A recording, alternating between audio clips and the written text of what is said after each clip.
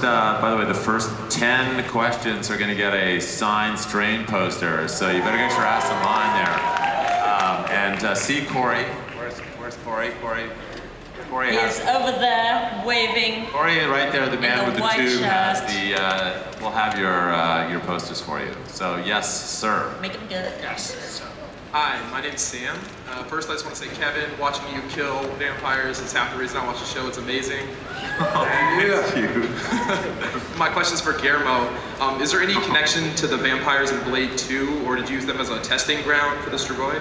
Well, actually, I had the notes on the Strigoi and the notes on the vampirism that you see here when I was trying to do I Am Legend.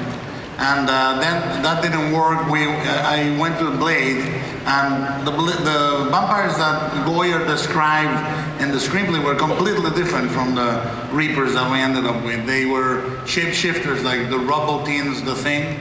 They could grow tentacles, they could change forms, grow wings. And I said, well, what about this? And I showed them my design for the Strigoi. And we went in a different direction with the opening of the jaws and all that, but essentially is the same blueprint since before Blade, and I finally was able to expand it the way I wanted it on the screen. Thank you, man. Enjoy the poster, by the way. Hello? Hi, first off, I want to say thank you for giving us this show. Season 1 was terrific. Can't wait for Season 2. My question is, we just saw that flashback of Sardo's transformation, as heartbreaking as it was. Are we ever going to see the origins of the Master, his ancient origins? There are many more flashbacks to come. We kind of love the fact that this is an epic story that takes place across many centuries, and there is actually a flashback that goes way back this season, and I think it's a fun part of the show to kind of show how this vampirism has actually been around for a long time. So yes, you'll be getting more stuff over the course of the next few seasons of the show. Hello. Go for it. Hey, hi. Guillermo, ¿qué onda? A toda madre. ¿Qué onda? Hi, cast. Okay, my question's for Guillermo. When you write a novel like The Strain and it becomes a show, do you ever get upset because your vision was changed or had to change from what you originally envisioned in your novel? The great thing about writing first with Chuck is we destroyed each other's work constantly. Like he would toss entire chapters of my stuff, and he would come up with surprise characters. Basile Fett was completely his creation, and we absolutely love that character. So we kind of took that lesson, that open collaboration when we started working with Carlton, and Carlton is the guiding force of the show. He's the showrunner, and he knew, and we have been, I don't think we've ever argued, ever, saying this is the way it was in the novel, ever. So it's actually, it's our novel, it's his show. We work with Carlton. We have definite areas of interaction, but that is definitely not one, because I think it's a mistake to do that. Mike Mignola was very generous when we were adapting Hellboy and Hellboy 2 for the screen, and he never said this is a comic, so I think I learned from the best. Thank you, man. Hello. First thing I have to say, I'm a huge fan of the show, and my question is for everyone. If you were to turn into a vampire, who in the cast would you want to kill you? I would say David Bradley. Anyone? I would want Nora to kill me. Her being my favorite character, being a strong Latina woman, I need some of that. Did y'all do the virtual experience over there, the Strain thing? Well, I did it too, and I killed myself. It was awesome working. That guy's a really good actor. I would definitely try to steal some of David Bradley's essence. Yeah. Yes. Awesome. Next question. Well, I've got the essence, so I would myself, yeah. He will be killed by Harry Potter.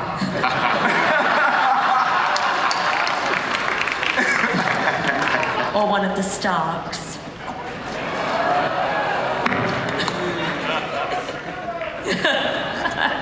Anyone else? Excuse me? Anyone else? Whom I would kill? Well, Gas, I think I'd like to drink him. I don't know how to take I think he misunderstood. What? Good night, thank you. Next question. Please. Hi, Guillermo, I'm a huge fan since Kronos. I've loved your work for a long, long while. First of all, ¿qué pedo, Guillermo? And an answer for you, the closest that I know in English to a huevo would be fucking A. Fucking A? And my question to you You're is... flowing on a huevo. Huevísimo. And my question to you is, do you have any plans to incorporate more Mexican elements or go back to Mexican or Latin American filmmaking like Kronos in Mexico City or Pan's Labyrinth later on? Yeah, in episode 4, there is an entire segment that I directed that is a black and white Mexican wrestler movie on the train. So, and it serves as the introduction of one of my favorite characters in the trilogy, which is a Mexican masked wrestler called El Ángel de Plata. So, we're gonna have a Mexican man. For those that said, can they go any more batshit crazy? Yes, we can, and we will. And ideally, one day, I mean, as producer, I'm always been active in Mexican film. I am producing right now a documentary, helping produce a documentary about the political situation in Mexico right now, the real horror, true horror, no genre, But as a filmmaker, I hope so. We're doing Pacific Rim in November. It is my hope to do after that black and white Mexican, a strange film, not Mexican, but very Mexican, that is crazy, fucked up and nasty, beautiful, not me. But I couldn't do it this year. We had some trouble. A member of the family died. Next year, I will do it. So I don't know if I answered, but there you have it. Great answer.